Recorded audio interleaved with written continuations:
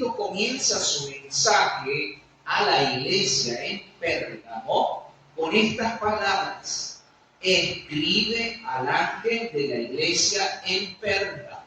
Ya sabemos que el ángel es el pastor, es el anciano, es el líder de la iglesia en Pérgamo. El Señor constantemente hace un llamado a sus dirigentes, a sus líderes, a la consagración y a sus hijos en todas las etapas de la historia y especialmente en este tiempo que nos ha tocado vivir. Y el mensaje a Pérgamo está contenido en el libro de Apocalipsis, en capítulo 2, desde el versículo 12 hasta el 17.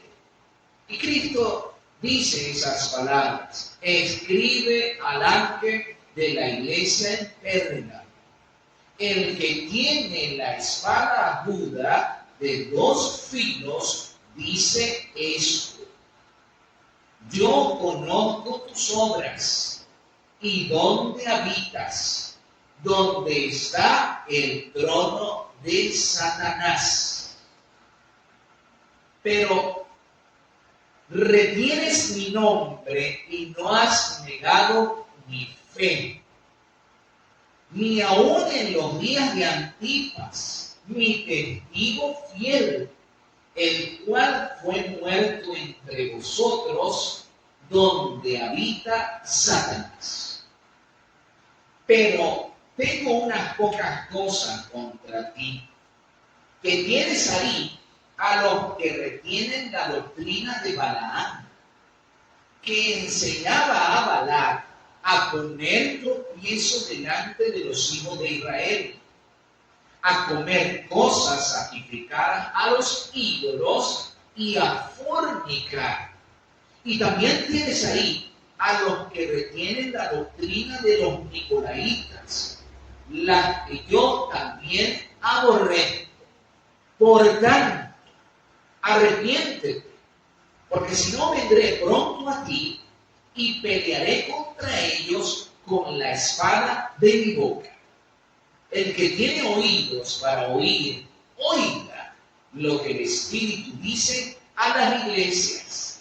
El que venciere, le daré a comer del maná escondido y una piedrecita blanca con un nombre nuevo, el cual ninguno conoce sino el que la recibe. ¡Qué mensaje tan maravilloso, tan espectacular dirige Jesús a su iglesia extraviada, a su iglesia que pierde el sentido de dirección, pierde su foco de Jesús y se aleja tras prácticas y costumbres contrarias a las enseñanzas de Jesús y de los apóstoles? Primero, la iglesia está ¿dónde? Imagínense ustedes dónde está la iglesia, donde está el trono de Satanás. Si alguno de nosotros se acerca a algún lugar donde se venera a Satanás o donde se rinde culto a los espíritus, es muy difícil estar siquiera cerca de un lugar de esos. Así que la iglesia en Pérgamo y los hijos de Dios que han tenido que vivir en lugares y situaciones donde Satán predomina, la situación no ha sido fácil para los hijos de Dios.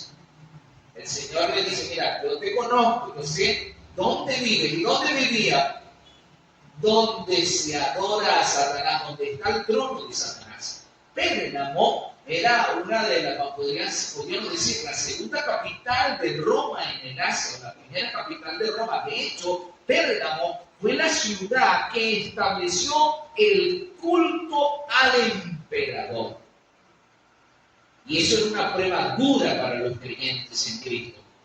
Es muy importante recordar que la palabra de Dios nos dice que los hijos de Dios siempre tendrán dificultad, tendrán persecución, tendrán pruebas. Los hijos de Dios no deben desanimarse ante la adversidad, ante los problemas. Deben permanecer fieles al Señor.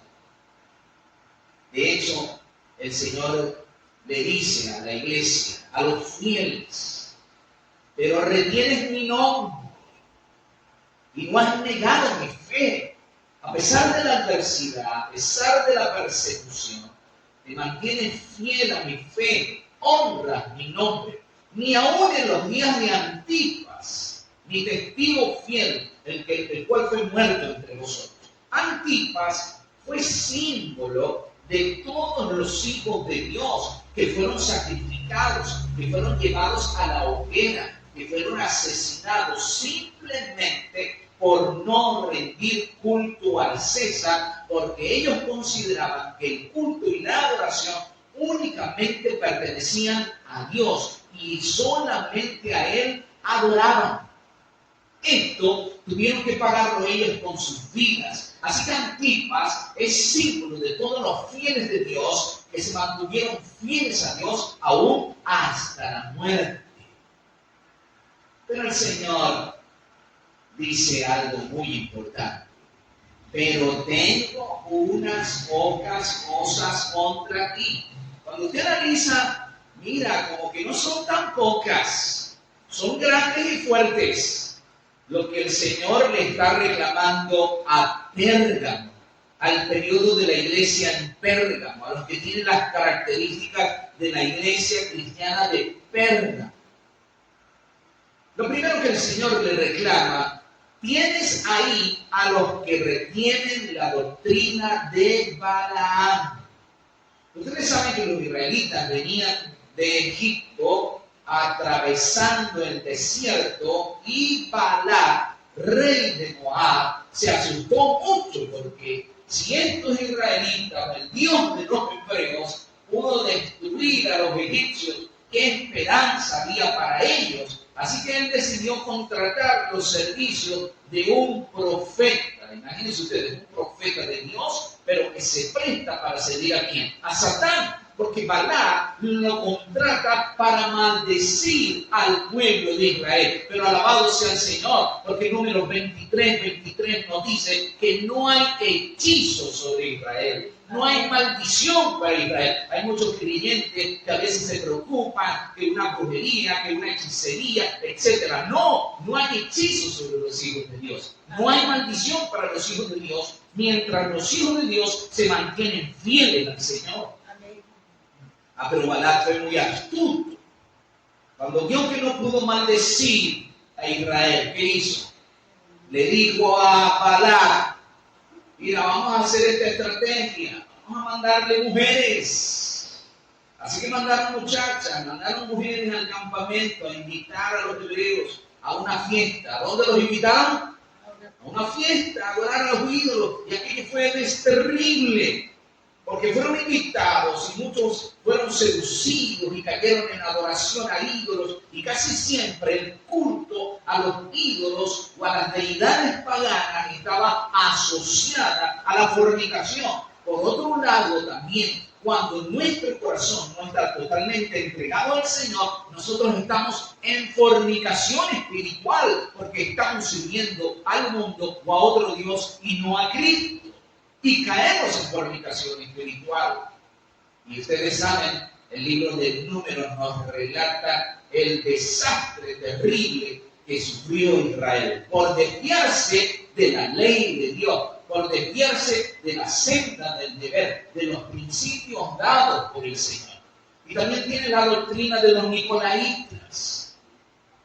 Dentro de la iglesia comenzaron a introducirse prácticas. Este periodo de Pérgamo abarca ese tiempo cuando el cristianismo se hizo popular. Ustedes saben, la iglesia venía siendo perseguida y cuando la iglesia era más perseguida, la iglesia crecía más. El pueblo de Dios, cuando pasa por pruebas, cuando pasa por dificultades, se aferra más a su fe en el Señor y el Señor la bendice, la prospera, la guía y le da la victoria.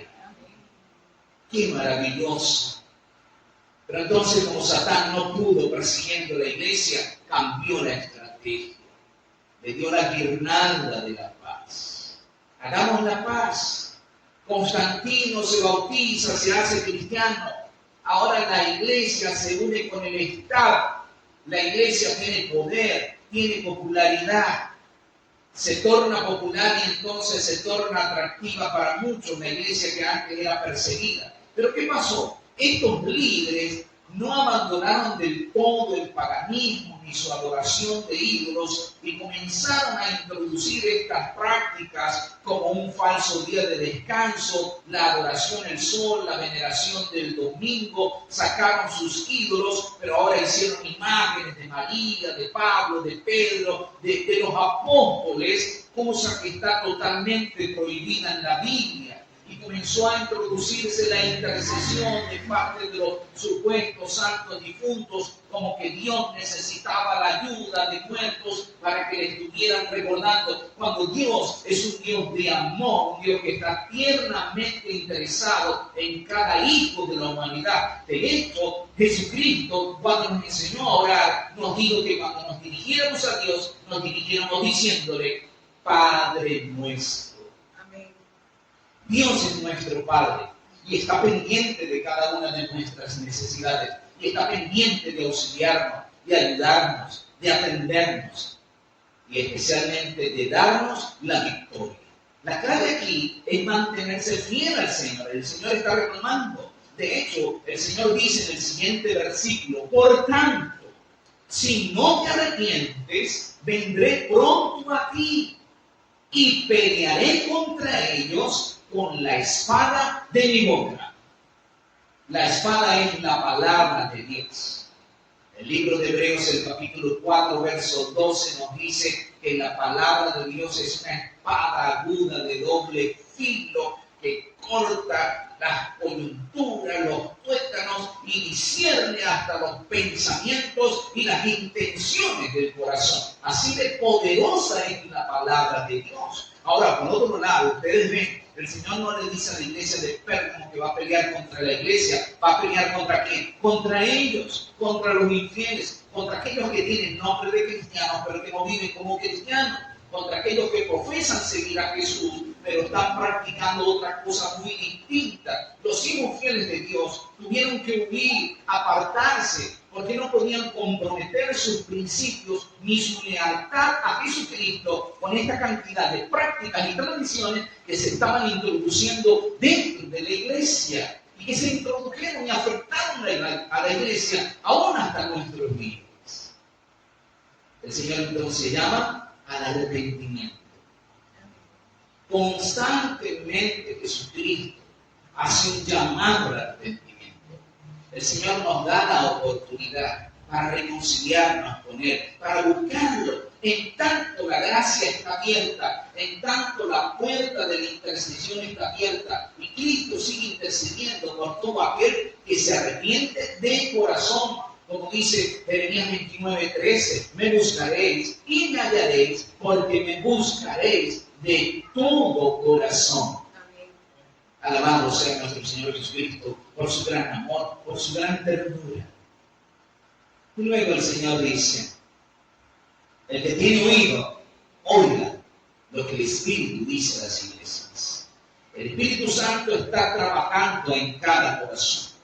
Todos los seres humanos, aun aquellos que están descarriados, apartados en el mundo, tienen sus momentos de reflexión, tienen su tiempo en que piensan, mira qué estoy haciendo con mi vida, estoy apartado de Dios, estoy hundido en el pecado, en la miseria, en la iniquidad. La gente tiene su tiempo de reflexión, porque es que el Espíritu Santo no deja de interceder, no deja de actuar. Permanentemente está hablando al corazón para persuadirlo, para animarlo hacia el arrepentimiento, hacia la búsqueda de la salvación. Pero muchos se dejan absorber por los atractivos mundanales, por las seducciones de Satán, antes que rendirle un servicio a Jesucristo. Sin embargo, aquí se da una promesa maravillosa para los vencedores.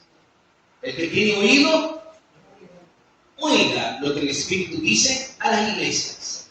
El que venciere, le daré a comer del maná escondido. ¿Qué cosa es el maná escondido?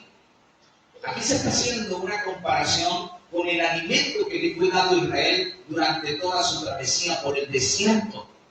El maná se le llamó comida de ángeles, un símbolo de lo que Dios nos ha dado en Cristo Jesús. Cristo mismo lo dice allí en San Juan 6. Yo soy el pan vivo que descendió del cielo. El que come este pan no tendrá hambre, no morirá para siempre. sino que vivirá eternamente. Y como dice Juan 6:63, porque las palabras que yo os he hablado son espíritu y son vida.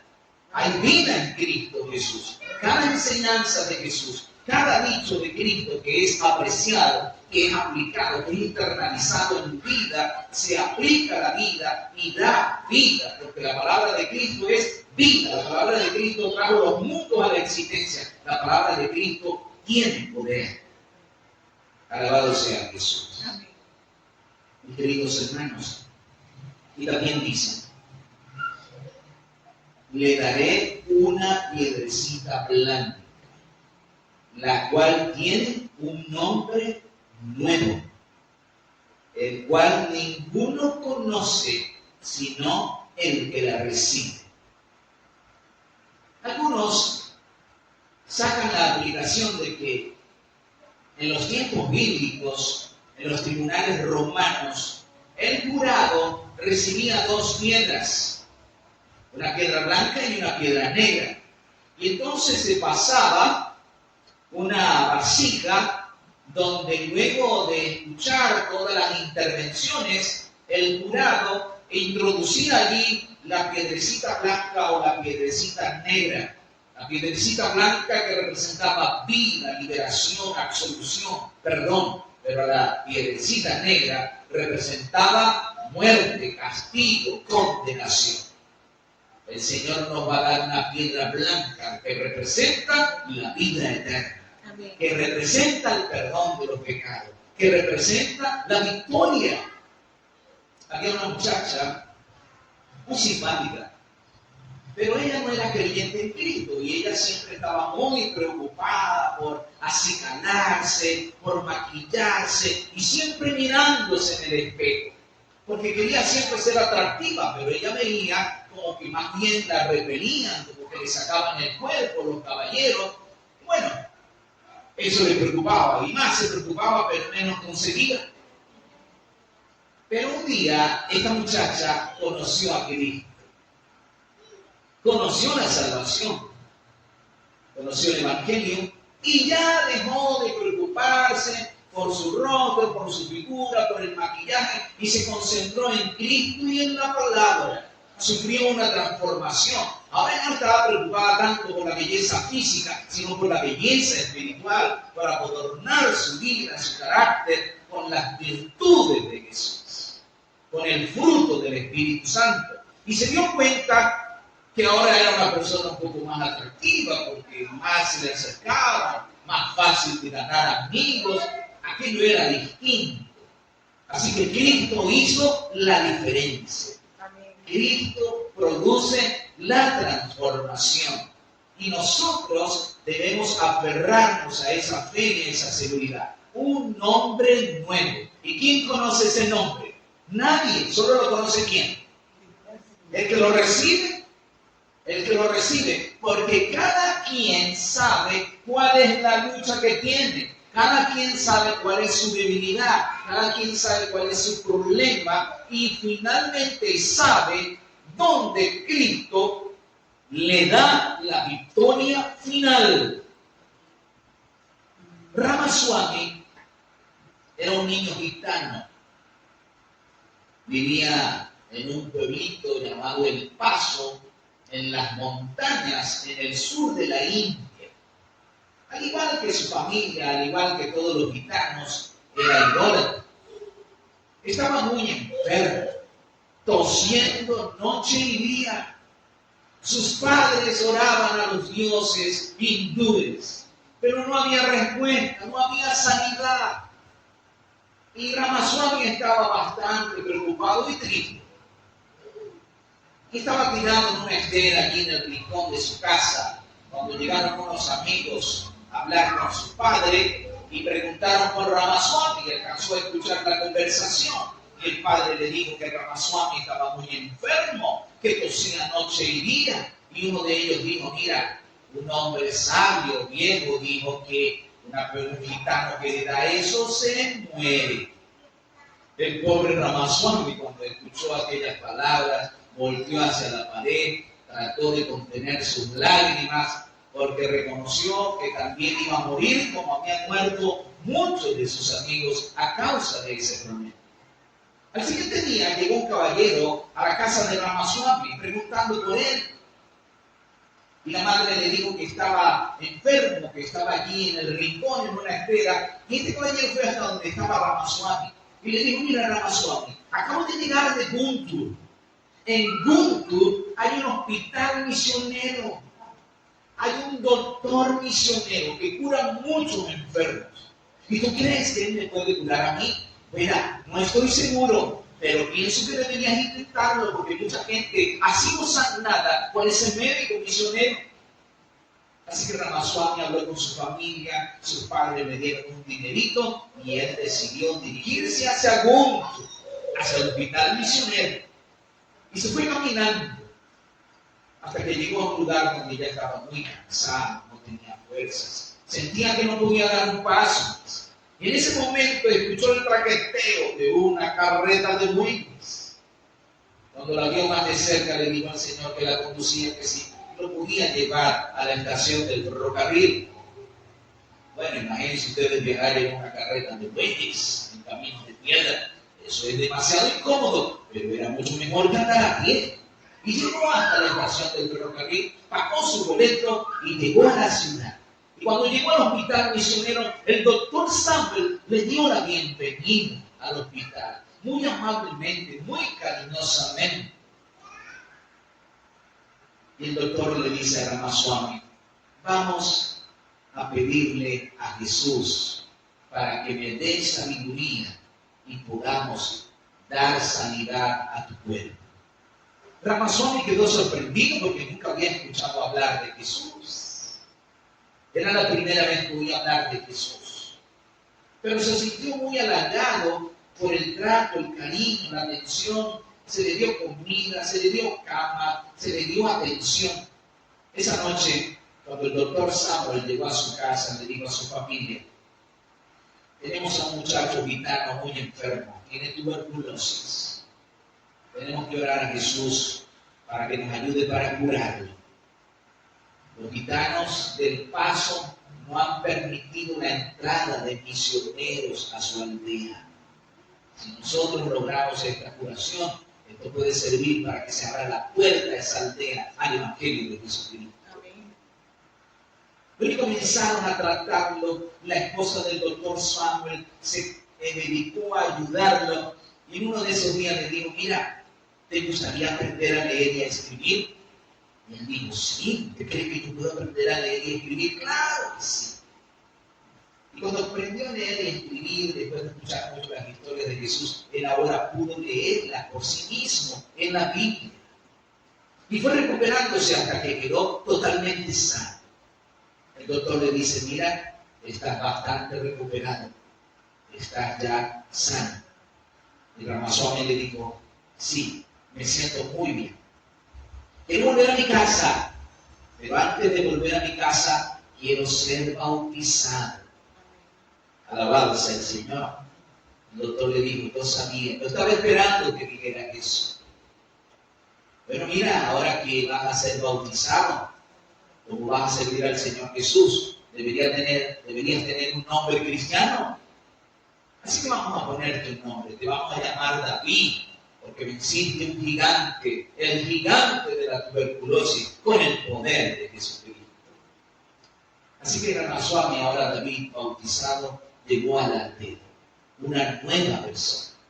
La gente se sorprendía de ver el milagro de la sanidad, de la restauración de Ramaswami. Él les explicó, les contó todas las historias que sabía y la gente le seguía preguntando. Pero un día Ramaswami, ya ahora David, dijo, no me sé más, tenemos que llamar a la esposa del doctor Samuel para que ella venga y nos cuente más de la Biblia. Así que llegó a ser una nueva persona. Cuando la Biblia nos habla de un hombre nuevo, entendemos perfectamente la historia de Jacob. Que Dios le dio un nombre nuevo. ¿Cuál fue el nombre nuevo? Israel. Porque has peleado con Dios y con los hombres y has vencido. Mis queridos, Cuando nosotros por la gracia y la misericordia de Dios estemos en el reino de los cielos y recibamos el nombre nuevo, el nombre de la victoria, el nombre de la transformación operada en nuestras vidas por el poder de Jesucristo. ¿Cree usted en esa victoria? ¿Cree usted en ese regalo de Dios? ¿Quiere recibir ese nombre nuevo?